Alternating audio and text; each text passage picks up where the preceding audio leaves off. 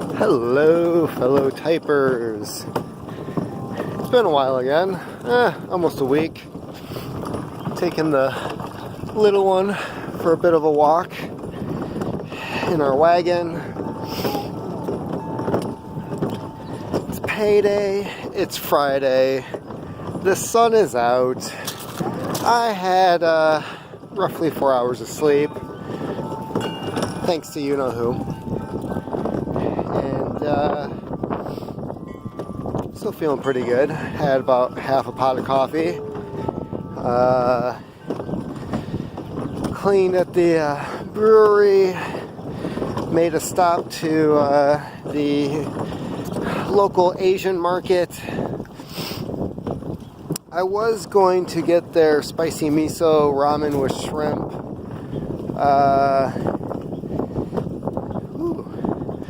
Wind's a bit nippy. But I picked up some other stuff instead. Decided to just head home. Try to get a walk in with her because she had been basically stuck in the car for like 2 hours. And anyways, so what's been going on with me? Well, paid some bills.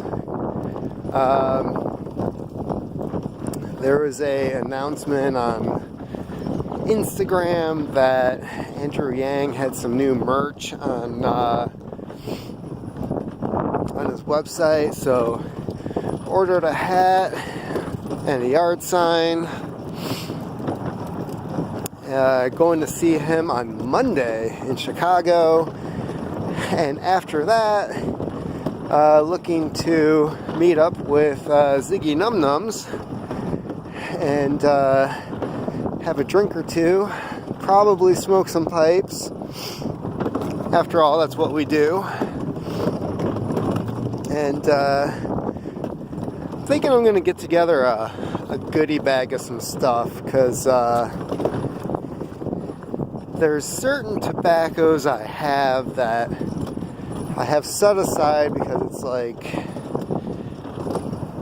you want to appreciate it with somebody else, you know? It's like having that bottle of wine in the basement that you want to have for celebration, and if there's a celebration, there's other people there. It's almost like the mood of the event is just as good or enhances what it is that you're having. So I think going to Chicago,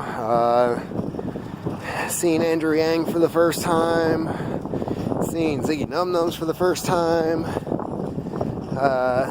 There's also some talk of going to the bar that Bourdain was in when he did his Chicago episode for Parts Unknown.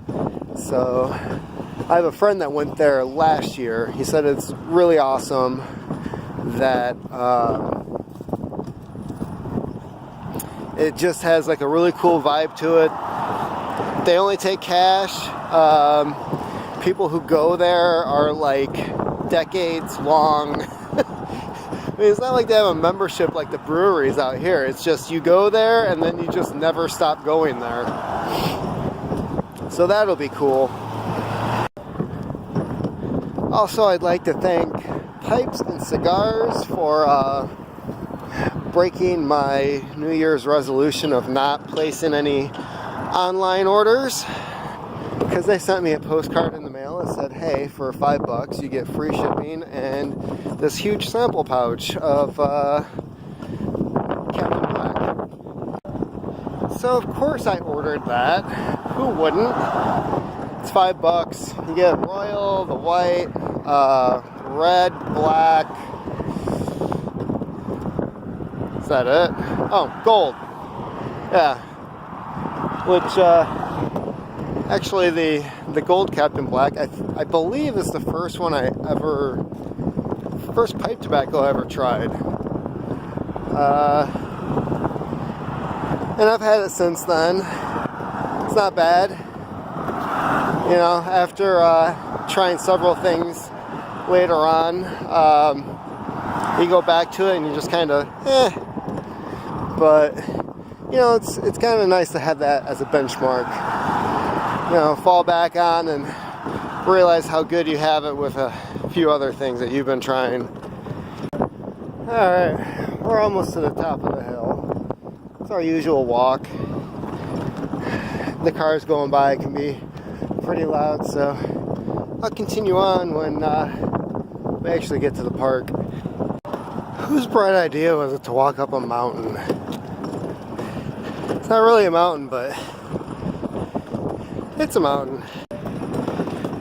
So the weird thing about Michigan, we have all these hills, these big old hills, like what we're on now, if you can see it.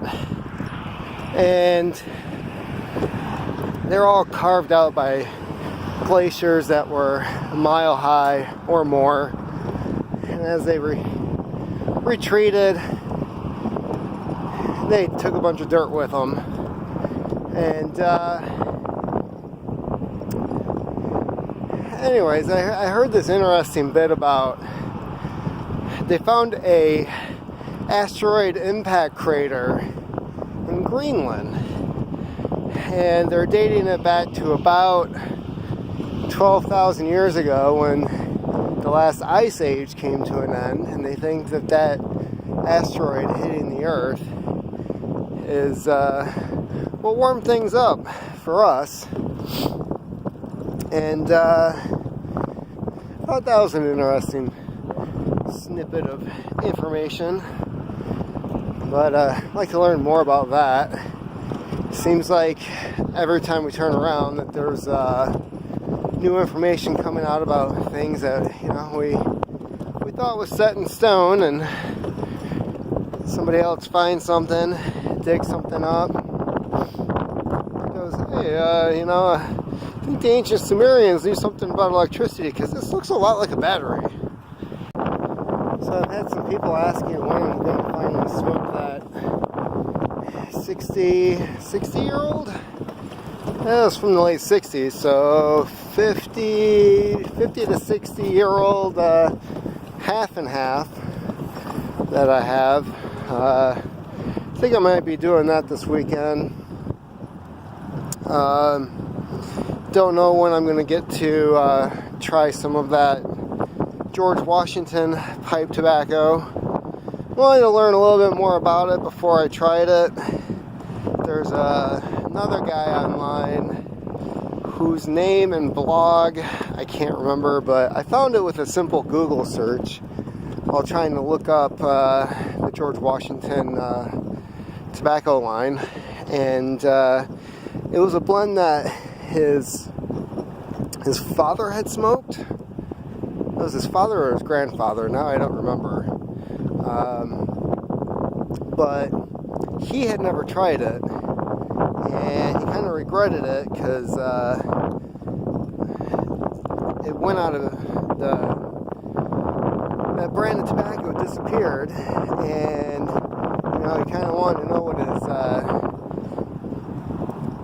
his dad was smoking, and so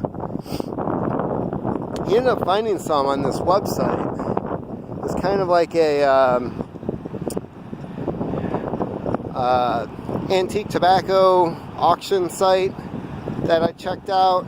It was alright, but prices were pretty steep for kind of stuff I was looking for.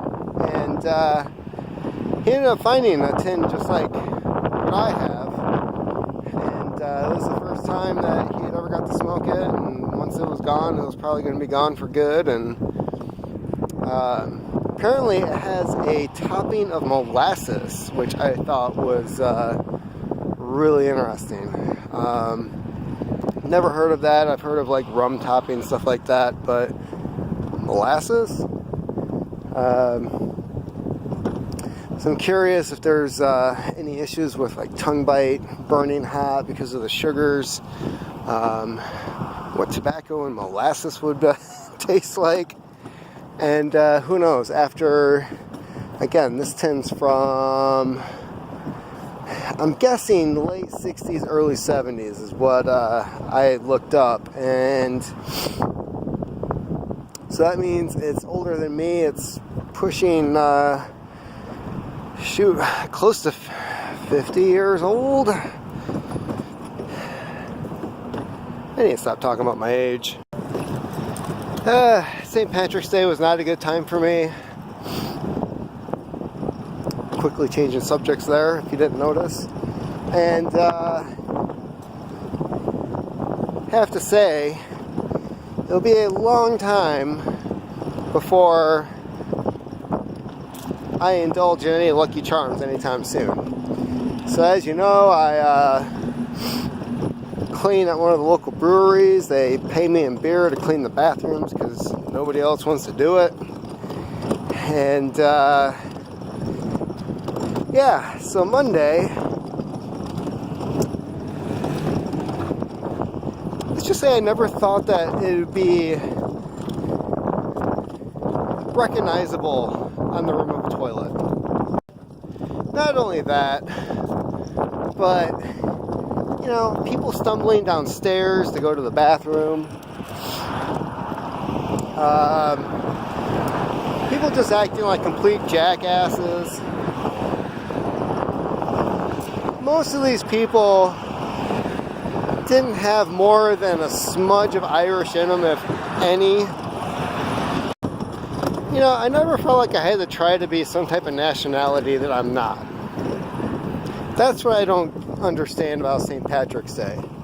And people say, well, it's an excuse to drink.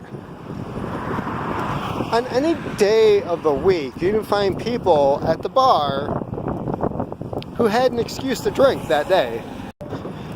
I've spent my fair share of mornings nursing a hangover. I've had my nights of drinking too much.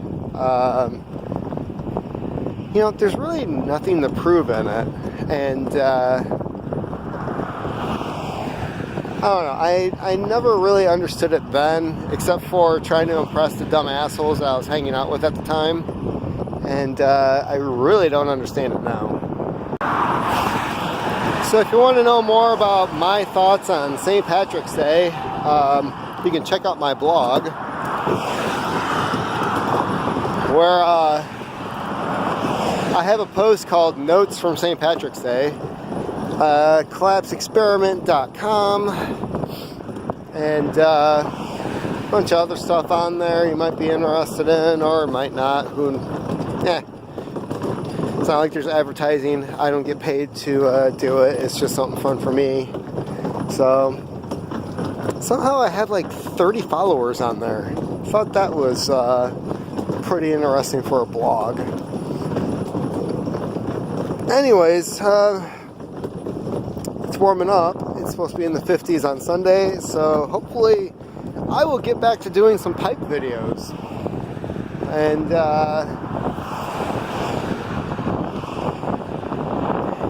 enjoying the great outdoors again, because this weather sucks. That's about it for me, and in the meantime, hope everyone is doing good, and keep on typing.